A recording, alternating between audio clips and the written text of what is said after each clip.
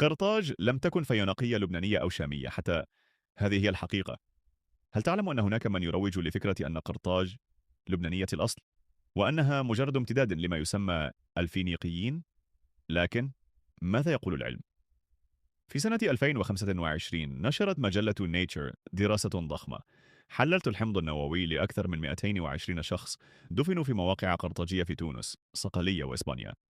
النتائج كانت واضحة وصادمة لكل من يروج للأكاذيب. لا أثر تقريبا لأي جينات شامية أو شرق أوسطية. شعب قرطاج كان شعبا محليا من شمال إفريقيا، بروابط جينية مع صقلية وسردينيا وهوية ثقافية مستقلة.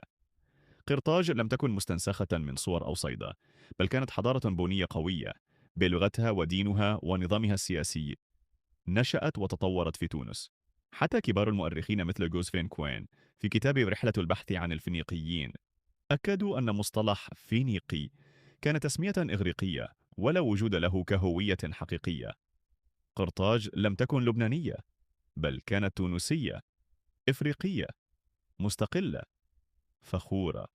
ولا يمكن لأي دعاية أن تغير هذه الحقيقة.